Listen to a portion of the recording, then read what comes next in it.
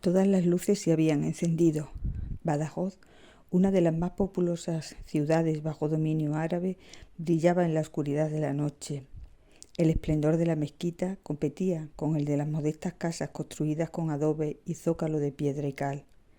El gran edificio estaba preparado para celebrar, junto a los fieles seguidores del profeta Mahoma, la fiesta de ruptura del ayuno, porque el mes de Ramadán concluía. Ahmed y el resto de los creyentes en Alá salían de sus casas, donde la vida se había detenido por un tiempo, dispuestos a romper el silencio. Él debía reunirse, como otras muchas veces desde que era un niño, con sus dos inseparables amigos junto a la torre albarrana de Espantaperros, gran emblema almohade identificado por sus 8 caras y su terraza almenada. El más pequeño de sus amigos era judío y vivía junto a una de las puertas de la muralla, la puerta del Alpéndiz, en el lado oriental. Tenía un vano con forma de herradura y una entrada en recodo que servía para incrementar la seguridad, aunque ellos la aprovecharon desde pequeños para entablar sus propias batallas, donde los vencedores al final resultaban vencidos. El otro gran amigo de Ahmed era cristiano y vivía en el lado occidental de la muralla, junto a otra de las puertas que daban acceso a la ciudad. Contaba con el mismo sistema defensivo y también contaba con un arco de herradura, aunque rematado por un bello capitel romano de mármol que le distinguía e hizo que Ahmed la llamase Puerta del Capitel. Los 3 jóvenes, después de conversar durante un tiempo, sin ser vistos, subieron a la muralla y desde allí contemplaron el magnífico espectáculo que ofrecía el río Guadiana, en cuyas aguas se reflejaban las luces de cada casa. Ahmed miró hacia la mezquita, que estaba orientada al sur y no hacia el oriente, y sus lámparas de aceite prendidas iluminaban el lugar. Aquella noche no se entretuvieron demasiado, como en otras ocasiones, cuando espiaban a las jovencitas o se adentraban en lugares prohibidos, porque al día siguiente, después de un mes, se reanudaban las actividades cotidianas y cada uno debía atender la suya. Por la mañana, muy temprano, cuando el sol despuntaba entre las murallas, de nuevo las calles estrechas y tortuosas se llenaban de mercaderes y aguadores, de cómicos y mendigos, y en cada barrio se abrían los pequeños talleres donde trabajaban los zapateros y los orfebres, los curtidores y los alfareros. La piel, el barro y los metales desprendían su propio olor que se mezclaba y confundía con el de la muchedumbre, el de los perfumes y el de las bestias de carga, y entre todos ellos siempre se distinguía el penetrante e inconfundible olor de las especias. El joven Ahmed, una vez terminada la enseñanza primaria en la escuela coránica, había empezado sus estudios superiores universitarios, cuyas clases se impartían en la mezquita. Aún no tenía muy claro cuál iba a ser su futuro. A veces le atraía la idea de llegar a juez y actuar de forma justa e impecable. Sin embargo, era un cargo expuesto a intrigas políticas. En otras ocasiones deseaba poder llegar a impartir clases magistrales de alguna asignatura en la mezquita, pero aquel pensamiento también le asustaba, porque debía poseer grandes conocimientos. Si no era así, los propios alumnos se encargarían de expulsarlo, como él mismo también hacía con los charlatanes que pasaban por la mezquita.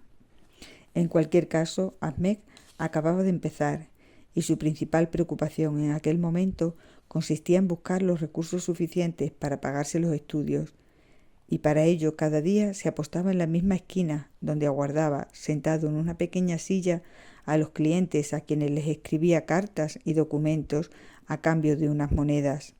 No era un trabajo demasiado creativo, ni rentable siquiera, pero llegó a aprender mucho, porque las palabras que les dictaban quienes recurrían a él iban cargadas de enseñanzas que sólo la secuencia de una larga vida podía otorgar. Ahmed había escogido un lugar próximo al taller de su buen amigo, el judío, quien ayudaba al padre en la elaboración y venta de perfumes tan apreciados en Oriente. Hasta él llegaba el aroma de jazmín y azucena y el de las rosas y las lilas. Sus miradas, llenas de complicidad, se encontraban cuando, cansados de escuchar 1000 voces diferentes, detenían el tiempo para ellos. Desde que estaba allí, Ahmed no dejaba de observar a los comerciantes. Les llamaba la atención su forma de actuar, de vender, de comportarse ante los demás, y al fin también descubrió sus artimañas para enriquecerse cada día un poco más. El frutero cambiaba la fruta fresca y sana por otra podrida, aprovechando el más mínimo descuido del comprador. El vendedor de especias manipulaba los pesos y el padre de su amigo cambiaba los perfumes caros por otros de menor calidad. Aquellas prácticas tan habituales se convirtieron en el mayor entretenimiento de Ahmed, que estaba al acecho para descubrirlos una y otra vez, a pesar de la maestría en el engaño y en esquivar a los inspectores de mercado, que se presentaban de improviso para controlar aquellos movimientos sospechosos de los mercaderes.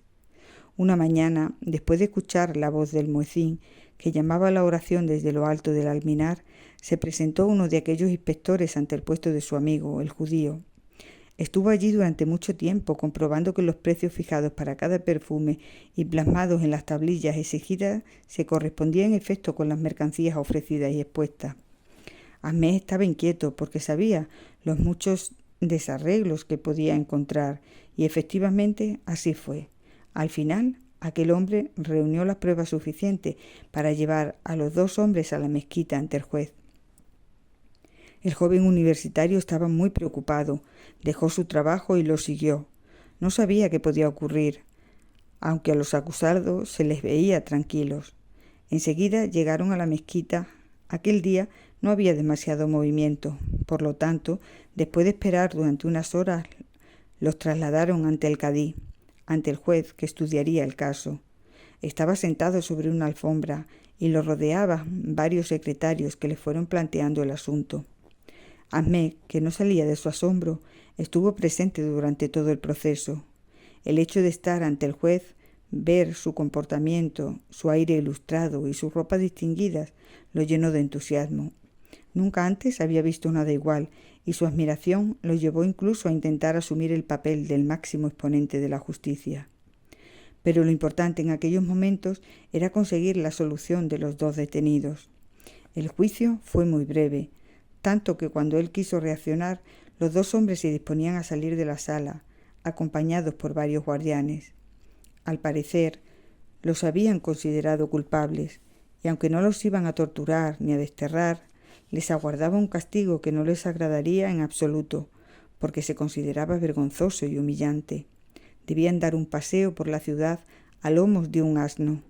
La sentencia había que cumplirla de inmediato, y los dos hombres, que ya no volvieron a sonreír, se resistieron inútilmente. Ahmed los siguió por cada una de las calles. Iba en silencio, pero su presencia supuso un gran alivio para ellos.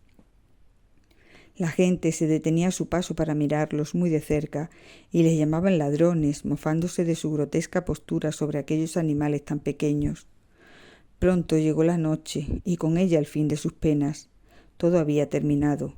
Ya habían pagado suficiente por su delito, y el día siguiente llegaría, y también los perfumes y el taller, y las mujeres y los hombres volverían a apreciar sus aromas. Ahmed sintió la tristeza y la pesadumbre del amigo, y dispuesto a cambiar su ánimo, lo cogió del brazo con su gesto decidido. Los dos muchachos comenzaron a caminar, y prácticamente no pronunciaron una sola palabra. Cruzaron la muralla y se adentraron en uno de los barrios extramuros, en el más próximo al río. Allí vivía su buen amigo el cristiano, y allí era donde Ahmed quería llegar, a su taberna, donde el excelente vino que guardaban para las ocasiones excepcionales cambiaría el color triste de aquel día. Y así los tres degustaron la deliciosa bebida, incluido Ahmed, quien traicionó sus leyes divinas por un instante. La noche avanzaba, y cuando ya todos dormían en la ciudad, ellos bajaron a la orilla del río. Las luces que dejaban sus destellos reflejados eran escasas, pero la calma de las aguas devolvió el compás perdido a sus orillas, y así el joven musulmán, el judío y el cristiano regresaron, porque el día siguiente, de nuevo, sus ilusiones y sus propósitos les estarían aguardando.